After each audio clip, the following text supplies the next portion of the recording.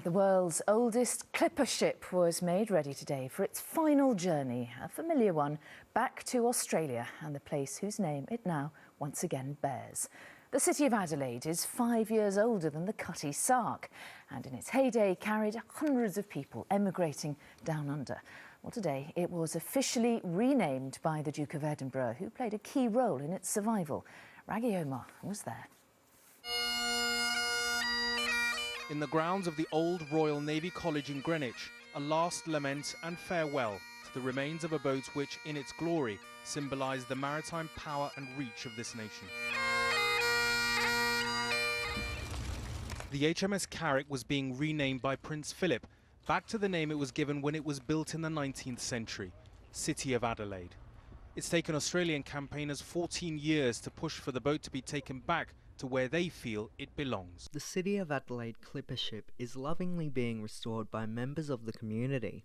It's a major tourism drawcard for Port Adelaide, but that's under threat due to a decision made by the state government, requesting the ship be moved to a space with limited access.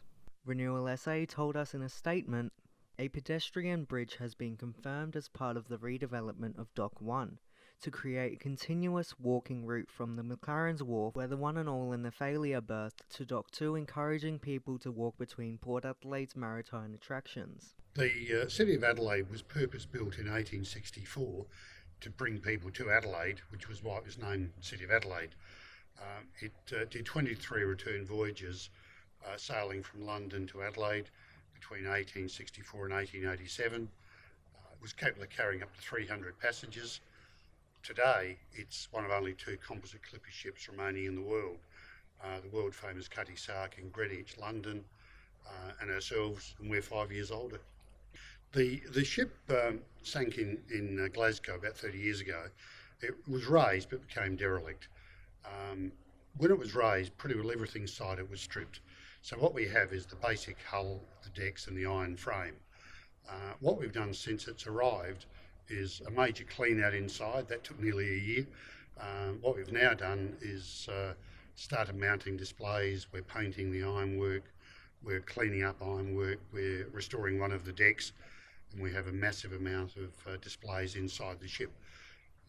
We can't do too much external work on the ship at the moment because its temporary home is on a barge, which means we can't access it with cranes. So things like masts and other external work will be further down the track.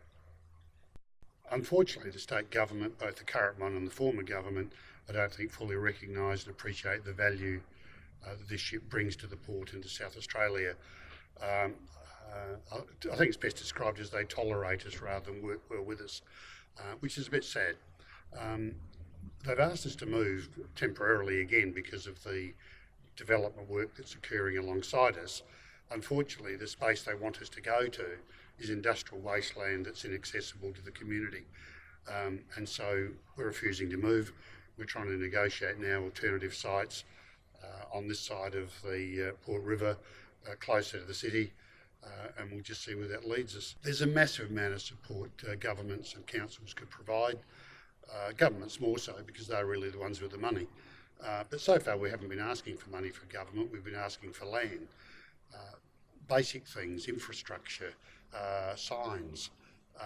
We currently use portaloos, and yet we have 30,000 visitors coming a year. There's just simply no recognition of the scale of the business that we bring to the port.